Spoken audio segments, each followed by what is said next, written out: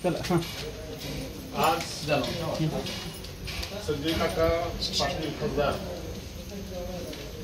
काकांच्या प्रचारासाठी आदरणीय काकी या खानापूरमध्ये आले. त्यांचं पहिल्यांदा मी खानापूरचा एक नागरिक म्हणून काकी आपलं पहिल्यांदा मनापासून स्वागत आणि त्याचा पायगुणच असा आहे की आज आहे रामनवमी आणि या देशामध्ये रामराज्य यावं यासाठी पंतप्रधान आदरणीय नरेंद्रजी मोदी साहेब यांना पुन्हा एकदा तिसऱ्यांदा पंतप्रधान करण्यासाठी आपण सगळे काम करतोय आणि त्या कामाचा पायगुण तुमचा इतका चांगला आहे.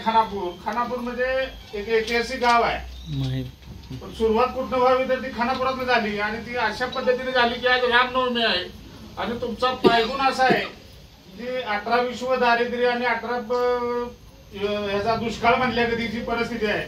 आज तुम्ही आला नाही तर गाडा पडल्या म्हणजे याला भाग्य असायला पाहिजे आणि ते अतिशय चांगला सद्गुण की या निमित्तानं या नगरीमध्ये या पांढरीमध्ये झाला. निश्चितपणाने काका तिसऱ्यांदा खासदार होतील पण पहिल्यांदा दिल्लीत जातील की पंतप्रधान नरेंद्र मोदींना सांगायला की या सांगली जिल्ह्यातला सर्वाधिक विक्रमी मताने निवडून येणारा खासदार कोण असेल तर ते संजय काका असतील आणि त्याच्यामध्ये तुम्ही आता इतर किती जणी बसलाय ह्याला महत्व नाही कारण तुम्ही ज्या पद्धतीने ज्या आत्मविश्वासाने बसलाय तो आत्मविश्वास फार मोठा आहे कारण तुम्ही लाख मोलाच्या सगळ्या जणी आहात. त्याच्यामुळं आज जरी पाऊस आला असला तरी सुद्धा आपण अंधकारणा बसणं सगळ्या जणी इथं बसलोय. एक चांगल्या विषयासाठी आदरणीय काकांनी खानापूर म्हटलं तर खानापूरवर अधिकचं प्रेम काकांचं असतं. तिथं डॉक्टर साहेब नगराध्यक्ष होते आमचे सुभाष नानांच्या माध्यमातून इथं आता बरेच जण नगरसेविका वगैरे आहेत. तिथं अतिशय गावाचा विकास जर तुम्ही कुठे गेला तर आता पायाला आपल्या चिखल लागणार नाही. पाऊस जरी पडला असला तरी खानापुरात आपल्या पायाला चिखल लागणार नाही अशा पद्धतीचं काम या विभागामध्ये काकांच्या माध्यमातून आदरणीय सुभाष नानांच्या माध्यमातून आदरणीय डॉक्टर साहेबांच्या माध्यमातून आमच्या डॉक्टर मॅडम नगरसेविका होत्या त्यांच्या माध्यमातून म्हणजे हे 10 वर्ष जी माणसं म्हणतायत की काकांनी काय केलं तर काकांनी काय केलंय तर हे सौभाग्याची तुम्ही आता बघताय की ज्याला गाडी मोटरसायकल फिरायला होती आज फॉर्च्युनर मध्ये फिरतोय.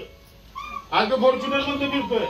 ज्याला राहायला गेलं होतं 3 मजली बिल्डिंग बांधून फिरतोय. हा जी तुमच्यामध्ये हरित क्रांती जी झालेली आहे शेतीच्या माध्यमातून असेल टेंबूच्या पाण्याच्या माध्यमातून असेल तर हा घाट माता हा सुजलाम आणि सुफलाम काढण्याचं काम काकांनी केलेलं आहे आणि काकांच्या पाठीमागं अतिशय ताकदीनं आम्ही सगळी कारण आता जे काही उमेदवार आहेत त्यांचं भांडण आपल्या बरोबर नाही. आता जे उमेदवार आहेत महाविकास आघाडीचा उमेदवार असेल एखादा तिकीट मिळालं नाही म्हणून अपक्ष उभा राहिला असेल तर त्यांचं आपलं भांडण नाही हे त्यांचं भांडण चाललंय. आता प्रत्येक जण एकमेकावर तुझ्या मागं चालू आहे सगळं आणि आपली लढाई ही वनवे लढाई आहे तरी सुद्धा गाफील न राहता आपण सगळे गाफील न राहता अतिशय चिकाटीनं काम करायचं आहे आणि काकांना पुन्हा एकदा तिसऱ्यांदा पंतप्रधान आपल्याला नरेंद्र मोदींना करायचं आहे आणि तिसऱ्यांदा त्यांना पंतप्रधान करताना पहिला खासदार महाराष्ट्रातून आदरणीय संजय काका पाटील हे विक्रमी मताने जाण्यासाठी आणि ते सगळे केले. या सगळ्या गोष्टी करताना आदरणीय डॉक्टर उदय हजारे साहेब यांचे एकदा मी मनापासून अभिनंदन करतो की अतिशय सगळ्या गोरगरिबांच्या सुत्यर्थ जिव्हाळा आणि आपुलकीनं काम करताना काकांच्या बरोबरचं त्यांचं स्नेह असतील मॅडमचं स्नेह असतील ही सगळी मंडळी आहे की याच्यामध्ये अतिशय झुकून देऊन सगळे काम करतात. आता इथं राजेंद्र पवार आहेत ओंकार पाटील आहेत. खरं तर पक्ष पार्टी कुठली हा विषय नाही. आज प्रत्येक जण आपापल्या विकासासाठी काम करतोय आपल्या भागाच्या विकासासाठी काम करतोय आणि आजची ही सगळी मंडळी ही घाट मातेच्या विकासासाठी आदरणीय काकांच्याकडे पक्ष पार्टी न बघता हित आहेत.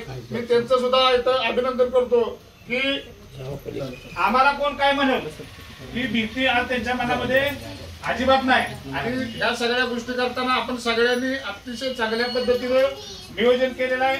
येणाऱ्या काळामध्ये थोडस झगडावं लागेल आपल्याला तर ह्या आपल्या सगळ्या माता भगिनी आहेत. मी त्यांना विनंती करतो की काकांना इकडे यायला वेळ मिळणार नाही. ग्रामपंचायतीची निवडणूक वेगळी आमदारकीची निवडणूक वेगळी जिल्हा परिषदची निवडणूक वेगळी आहे आपल्या नगरपंचायतीची निवडणूक वेगळी आहे. आपल्याला घर बनलं की त्या घरात काय करतं पण जिल्ह्याची आणि लोकसभेची निवडणूक ही वेगळी आहे. उमेदवार तिथं एखाद्या वाड्याखेड्याला पोहोचणं शक्य नाही तर तिथं मीच उमेदवार म्हणून मीच संजय काका पाटील अशा पद्धतीचं स्लोगन घेऊन आपल्याला त्या निवडणुकीमध्ये पुढे जावं लागेल. का की मी भारतीय जनता पार्टीचा अनुसूचित जातीचा प्रदेशचा उपाध्यक्ष म्हणून काम करतोय. उद्याच्या सांगलीला देवेंद्र फडणवीस आहेत त्या ठिकाणी आपल्या विभागामधले काय मोठे प्रवेश आहेत त्यांचं नियोजन थोडंसं आमच्या पाठीमागे असल्यामुळं विभागाची गडेगाव तालुक्यामध्ये होतो आम्ही. इथं आता वर इथं नवीन वसाहत आहे आमची, आम्ही राहायला तिथं आहे. तिथं काही तांडा वस्तीतल्या महिला, काही शेजापाजाच्या आमच्या सगळ्या महिलांचं आम्ही तिथं नियोजन केलं होतं. पण डॉक्टर साहेब म्हटले की आता तिथं फिरून हे करणं काय बरोबर नाही, एका ठिकाणीच आपण सगळं करूया. निश्चितपणाने येणाऱ्या काळात तुम्ही असा किंवा नसा, आम्ही डॉक्टर मॅडम आहे तिथं, आमच्या गावातल्या सगळ्या नगरसेविका आहेत, गावातले आमच्या जे मुख्य कार्यकर्ते आहेत, यांनी सगळ्यांनी निवडणूक आता हातात घेतलेली आहे.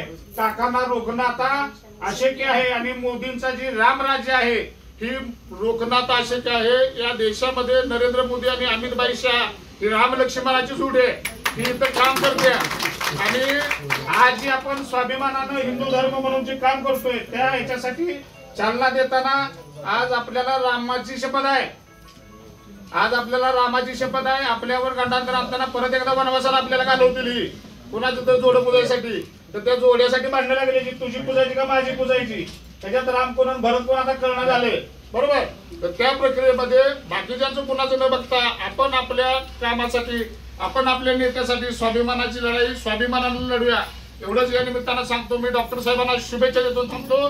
जय हिंद, जय श्रीराम.